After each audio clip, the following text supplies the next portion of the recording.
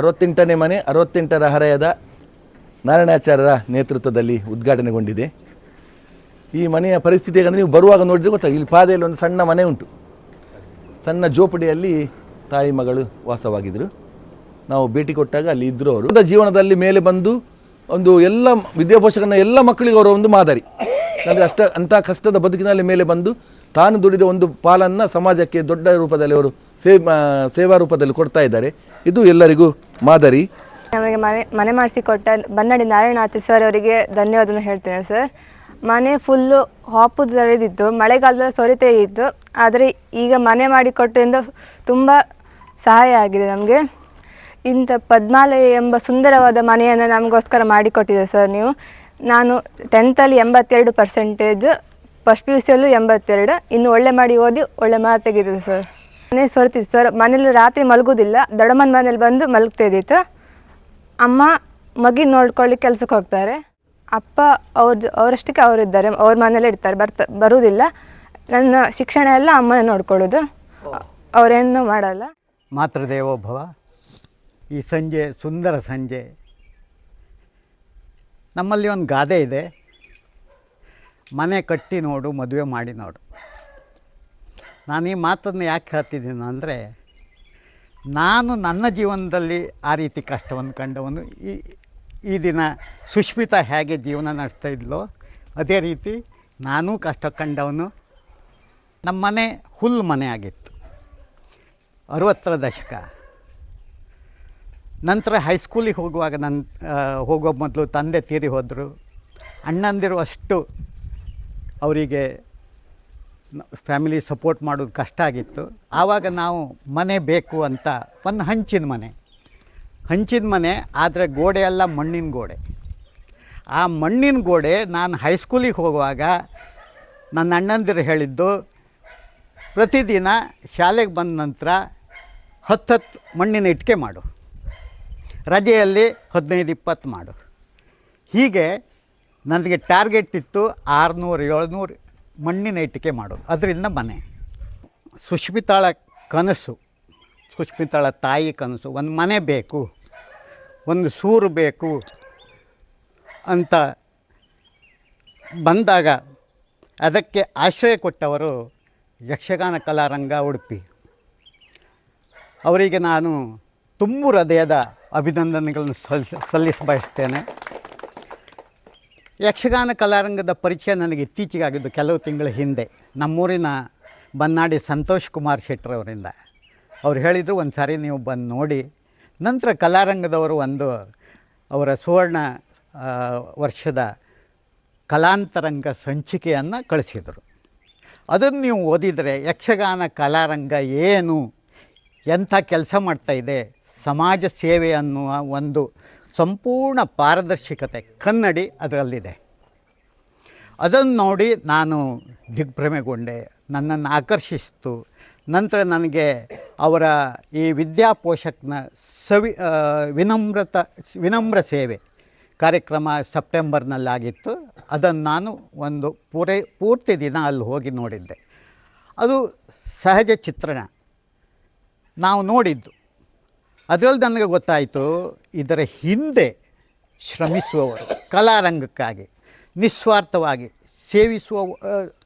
ಸೇವೆ ಸಲ್ಲಿಸುವ ಕಲಾರಂಗದ ಪದಾಧಿಕಾರಿಗಳು ಕಾರ್ಯವೈಖರಿ ನೋಡಿದರೆ ಇದು ಸಾಮಾನ್ಯವಾದ ಕೆಲಸ ಅಲ್ಲ.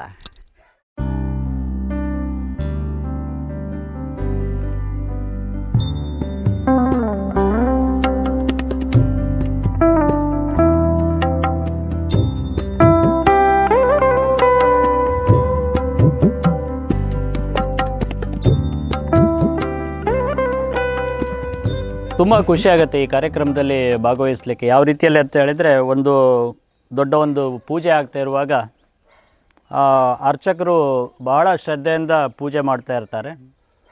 ಯಜಮಾನ ಬಹಳ ಭಕ್ತಿಯಿಂದ ಪೂಜೆ ಮಾಡ್ತಾನೆ. ಅದ್ರ ಜೊತೆಯಲ್ಲಿ ಭಕ್ತಾದಿಗಳು ಕೈ ಮುಗಿದು ನಾವು ಅದರ ಆ ಪೂಜೆಯಲ್ಲಿ ಪಾಲ್ಗೊಳ್ತೇವೆ. ಆ ಸ್ಥಿತಿ ನಮ್ಮದಾಗಿದೆ. ಯಾಕೆ ಹೇಳಿದರೆ, ಅರ್ಚಕರ ಸ್ಥಾನದಲ್ಲಿ ಕಲಾರಂಗ ಇದೆ. ಯಾವುದೇ ಫಲ ಅಪೇಕ್ಷೆ ಇಲ್ಲದೆ ಮಾಡ್ತಾ ಇರುವ ಕೆಲಸ. ಪೂಜೆ ಮಾಡ್ತಾ ಇರುವ ಯಜಮಾನ ಇವತ್ತಿನ ಇದರಲ್ಲಿ ನಾರಾಯಣಾಚಾರ್ಯರಾಗಿದ್ದಾರೆ. ಇದರ ಕಾರ್ಯಕ್ರಮದಲ್ಲಿ ಭಾಗವಹಿಸುವುದು ನಮ್ಮ ಪುಣ್ಯ ಅಂತ ತಿಳ್ಕೊಳ್ತೇನೆ. ವಿದ್ಯುತ್ ಇರಲಿಲ್ಲ, ಅಣ್ಣ ಓದ್ತಿದ್ದು ಚಿಮಣಿ ದೀಪದಲ್ಲಿ. ರಾತ್ರಿ ನಾವು ಮಲಗುವುದು ಹೊರಗೆ, ಚಪ್ಪರ, ಈ ಮಡ್ಲಿನ ಚಪ್ಪರ ಹೊರಗಿತ್ತು. ನಮ್ಮ ತಾಯಿ ಚಾಪೆಯನ್ನು ನೇಯ್ದು ಸಂತೆಗೆ ಹೋಗಿ ಮಾರಾಟ ಮಾಡಿ ನಮ್ಮನ್ನೆಲ್ಲ ಈ ಮಟ್ಟಕ್ಕೆ ತರಿಸಿತ್ತು. ಏನೇ ಆಗಲಿ ತುಂಬ ಕಷ್ಟದಿಂದ ನಮಗೆ ಬದುಕು ನಮಗೆ ಈ ಮಟ್ಟಕ್ಕೆ ಕೊಟ್ಟಿತ್ತು. ಈಗ ನನ್ನ ಅಣ್ಣನಿಗೆ 68 ವರ್ಷ ಅಂತ ಮುರಳಿ ಕಡೆಕರು ಹೇಳಿದರು. 68 ವರ್ಷ ತೋರದಾಗಿಲ್ಲ, ಯಾಕಂದರೆ ನಾವು ಸೇವೆಯಲ್ಲಿ ತೊಡಗಿದರೆ ನಮಗೆ ವರ್ಷ ಇನ್ನೂ ಕಡಿಮೆ ಆಗ್ತಾ ಬರ್ತದೆ ಅಂತ ನನ್ನ ಅನಿಸಿಕೆ. ಉಡುಪಿ ರಂಗದಿಂದ ಭಾರಿ ಒಳ್ಳೆಯ ಯಕ್ಷಗಾನದಿಂದ ಕಾರ್ಯಕ್ರಮ, ಅವರು ಬೇರೆ ಬೇರೆ ಜನಸೇವೆ ಕಾರ್ಯಕ್ರಮಗಳನ್ನು ಮಾಡ್ತಿದ್ದಾರೆ. ಅದಕ್ಕೆ ನನಗೆ ಈ ಯಕ್ಷರಂಗದ ಪರವಾಗಿ ನಮ್ಮ ಕುಟುಂಬದ ಪರವಾಗಿ ವಂದನೆಗಳು ಹೇಳುತ್ತೇನೆ. ಸರ್ಕಾರ ಮಾಡಬೇಕಾದ ಕೆಲಸವನ್ನು ಇವತ್ತು ಕಲಾರಂಗದವರು ಮಾಡಿ ಒಂದು ಇತಿಹಾಸವನ್ನು ಬರೆದಿದ್ದಾರೆ ಅಂತ ಹೇಳಲಿಕ್ಕೆ ತುಂಬ ಸಂತೋಷ ಆಗ್ತದೆ. ಇವರ ಮಾತನ್ನು ಕೇಳಿದಾಗ ತುಂಬ ಅಂದರೆ ತುಂಬ ಖುಷಿ ಆಗ್ತದೆ. ನನಗೆ ಕಲಾರಂಗದ ಬಗ್ಗೆ ಯಾವಾಗಲೂ ನಮ್ಮ ಬನ್ನಾಡಿ ಸಂತೋಷ್ ಕುಮಾರ್ ಶೆಟ್ಟಿಯವರು ಹೇಳ್ತಾ ಇರೋದು. ಕಳೆದ ಬಾರಿ ಸಹನಾದಲ್ಲಿ ಒಂದು ಪ್ರೋಗ್ರಾಮ್ ಮಾಡಿ ಸುಮಾರು 1 ಕೋಟಿಗೂ ಮಿಕ್ಕಿ ವಿದ್ಯಾರ್ಥಿಗಳಿಗೆ ಮತ್ತು ಅಸಹಾಯಕರ ಹಣವನ್ನು ಹಂಚಿ ದೊಡ್ಡ ಕಾರ್ಯಕ್ರಮವನ್ನು ಮಾಡಿದರು. ನನಗೆ ಮಾತಾಡಲಿಕ್ಕೆ ಬರೋದು ಆ ಥರ ಆಗಿದೆ. ನಿಜವಾಗಿ ಒಂದು ಇತಿಹಾಸವನ್ನು ಬರೆದಿದೆ ಅಂತ ಹೇಳಲಿಕ್ಕೆ ತುಂಬ ಖುಷಿ ಆಗ್ತದೆ. ಹೀಗೆ ಇಂಥ ಕಾರ್ಯಕ್ರಮವನ್ನು ಮಾಡುವ ಶಕ್ತಿ ಶ್ರೀ ದೇವರು ನಿಮಗೆ ಕೊಡಲಿ. ಇನ್ನು ಹೆಚ್ಚೆಚ್ಚು ದಾನಿಗಳು ನಿಮ್ಮೊಂದಿಗೆ ಕೈ ಜೋಡಿಸಲಿ. ಈ ಬಗ್ಗೆ ನಮ್ಮ ಒಂದು ಪ್ರಯತ್ನವನ್ನು ನಾವು ಮಾಡ್ತೇವೆ ಅಂತ ಈ ಸಂದರ್ಭದಲ್ಲಿ ನಾನು ಹೇಳಲಿಕ್ಕೆ ಇಚ್ಛೆ ಪಡ್ತೇನೆ. ಕಲಾರಂಗ ಉಡುಪಿಯವರು ಯಾವ ಸ್ವಾರ್ಥ ಇಲ್ಲ, ಅಥವಾ ನಾಳೆ ಇವರಲ್ಲಿ ಯಾರು ಇಲೆಕ್ಷನ್ ನಿಲ್ಲುವವರಲ್ಲ, ಯಾವ ಸ್ವಾರ್ಥ ಇಲ್ಲ, ಬೇರೆ ಯಾವ ಬೆನಿಫಿಟ್ ಬಗ್ಗೆ ಆಶೆ ಸಹ ಇಲ್ಲ. ನಿಸ್ವಾರ್ಥ ಸೇವೆಯನ್ನು ಮಾಡುವುದಂತ ಹೇಳಿದರೆ ನಿಜವಾಗಿ ಒಂದು ಒಳ್ಳೆಯ ಕೆಲಸ. ಅದರೊಟ್ಟಿಗೆ ಬನ್ನಾಡಿ ನಾರಾಯಣಾಚಾರ್ಯರು ನನಗೂ ಸಹ ಪರಿಚಯ ಆಗಿದ್ದು ಕೋಟ ವಿವೇಕ್ ಹೈಸ್ಕೂಲಿನ ಕಾರ್ಯಕ್ರಮದಲ್ಲೇ ಪರಿಚಯ ಆಗಿದ್ದು. ಅವರು ಒಂದು ದೊಡ್ಡ ಮೊತ್ತದ ಒಳ್ಳೆಯ, ಅಂದರೆ ತಾನು ಕಲಿತ ಶಾಲೆಗೆ ತನಗೆ ಕಲಿಸಿದ ಗುರುಗಳ ನೆನಪಿನಲ್ಲಿ ಒಂದು ಒಳ್ಳೆಯ ಒಂದು ಲ್ಯಾಬೋರೇಟರಿಯನ್ನು ನಿರ್ಮಾಣ ಮಾಡಿ ಹಸ್ತಾಂತರ ಮಾಡಿದ್ದಾರೆ. ಅದೇ ರೀತಿ ಇವತ್ತು ಈ ಎಡತಾಡಿಯಲ್ಲಿ ಸುಷ್ಮಿತಾ ಎನ್ನುವ ವಿದ್ಯಾರ್ಥಿನಿಗೆ ಮನೆಯ ನೆರವನ್ನು ಸಹ ಸಂಪೂರ್ಣವಾಗಿ ಅದರ ವೆಚ್ಚವನ್ನು ಭರಿಸಿ ಒಳ್ಳೆಯ ಕೆಲಸವನ್ನು ಮಾಡಿದ್ದಾರೆ. ಈಗ ನಮ್ಮೆಲ್ಲ ಆಶೆ ಅಷ್ಟೇ, ಕಲಾರಂಗ ಉಡುಪಿ ಇವರಿಗೆ ಹೀಗೆ ದಾನಿಗಳು ಸಿಗ್ತಾ ಹೋದರೆ ಅವರು ಖಂಡಿತ ಅವರೇನು ಅವರ ಈ ವಿದ್ಯಾರ್ಥಿ ವೇತನಕ್ಕೂ ಸಹ ಯಾರ ಶಿಫಾರಸ್ಸಿಲ್ಲ. ಯಾವ ವ್ಯಕ್ತಿಗೆ ಅಂದರೆ ಇಂಥವ್ರಿಗೆ ಕೊಡಬೇಕಂತೇಳಿ ಅವ್ರ ಹತ್ರ ಹೇಳಿದರೆ ಅವರು ದಾನಿಗಳ ಹತ್ರ ದುಡ್ಡು ಸಹ ತಗೊಳ್ಳೋದಿಲ್ಲ. ಅವರೇ ಒಂದು ಚೌಕಟ್ಟು ಹಾಕಿ ಒಂದು ಉತ್ತಮ ಕೆಲಸವನ್ನು ಮಾಡ್ತಾ ಇದ್ದಾರೆ. ಖಂಡಿತ ನಿಮಗೆ ಇನ್ನೂ ಹೆಚ್ಚು ಕೆಲಸ ಮಾಡುವಂತಾಗಲು